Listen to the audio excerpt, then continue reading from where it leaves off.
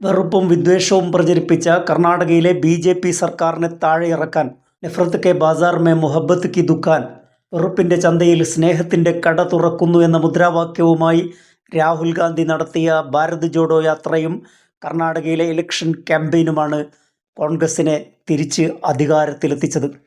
എന്നാൽ കഴിഞ്ഞ ശനിയാഴ്ച ബാംഗ്ലൂരിൽ നിന്ന് നാം കേട്ട വാർത്ത ദുഃഖകരമാണ്.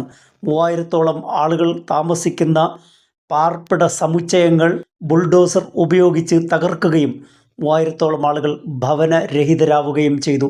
രാജ്യത്ത് ഏറ്റവും തണുപ്പുള്ള ഈ സമയത്താണ് ആ മനുഷ്യരെ കുടിയിറക്കുകയും വീട് നഷ്ടപ്പെട്ടവരായി, ഭവനരഹിതരായി, ഹോംലെസ്സാക്കി മാറ്റുകയും ചെയ്തത്. ബുൾഡോസർ രാജിനെതിരെ, ബിൽഡിങ്ങുകൾ പൊളിക്കുന്നതിനെതിരെ സുപ്രീം കോടതി പുറപ്പെടുവിച്ച മാർഗനിർദ്ദേശങ്ങളുണ്ട്.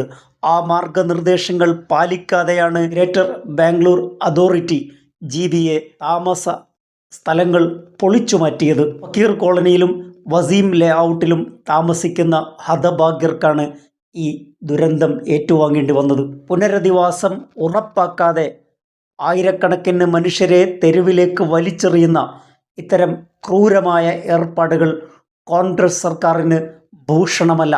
നിയമവിരുദ്ധമായ കാര്യങ്ങൾ ചെയ്യുന്നവരുടെ വീടുകൾ തകർക്കുമെന്ന് പ്രഖ്യാപിച്ചത് കർണാടകയിലെ ആഭ്യന്തരമന്ത്രിയാണ്. മയക്കുമരുന്ന് വിൽപ്പനക്കാരുടെ വീടുകൾ തകർക്കുമെന്നായിരുന്നു ആഭ്യന്തരമന്ത്രി ജി പരമേശ്വരയുടെ പ്രസ്താവനക്കെതിരെ, നടപടിക്കെതിരെ മുൻ കേന്ദ്രമന്ത്രിയും മുതിർന്ന കോൺഗ്രസ് നേതാവുമായ പി ചിദംബരം രംഗത്ത് വരികയുണ്ടായി.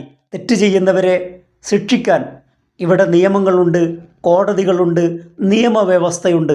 അതിനപ്പുറം BJP ചെയ്യുന്ന ബുൾഡോസർ രാജ് കർണാടകത്തിലും ആവർത്തിച്ചാൽ BJPയും കോൺഗ്രസും തമ്മിൽ എന്താണ് വ്യത്യാസമെന്ന് കോൺഗ്രസ്സുകാർ വ്യക്തമാക്കേണ്ടതാണ്. ബുൾഡോസർ രാജ് തെറ്റാണെന്ന പി ചിദംബരത്തിൻ്റെ മുന്നറിയിപ്പ് അവഗണിച്ചുകൊണ്ടാണ് കോൺഗ്രസ് സർക്കാർ ഇത്തരം ക്രൂരമായ നടപടികളിലേക്ക് പോകുന്നത്.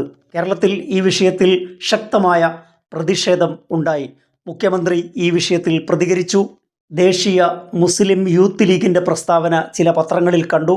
എന്നാൽ ദുരന്തഭൂമിയിൽ, അഭയാർത്ഥി ക്യാമ്പിൽ, വീട് നഷ്ടപ്പെട്ടവർ കഴിയുന്ന ക്യാമ്പിൽ പോയി കോൺഗ്രസ് സർക്കാരിനെ വെള്ളപൂശാൻ ചില KMCCക്കാർ വീഡിയോ ചെയ്യുന്നത് കണ്ടു.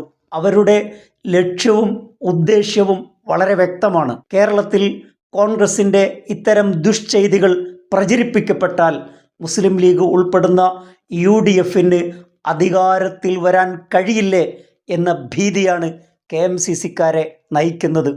ദുരന്തത്തെക്കാൾ വലിയ ദുരന്തമായിരുന്നു ആ വീഡിയോ.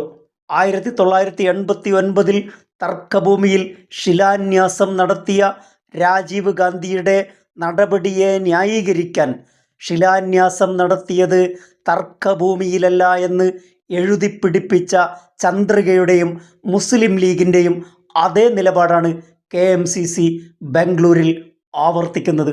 സത്യമോതിയിടുവാൻ ത്രാണിയുണ്ടാവണം എന്ന് മാത്രം KMCCക്കാരെ ഓർമ്മപ്പെടുത്തുന്നു. മറ്റൊരു വിഷയവുമായി അടുത്ത എപ്പിസോഡിൽ. Thank you for watching.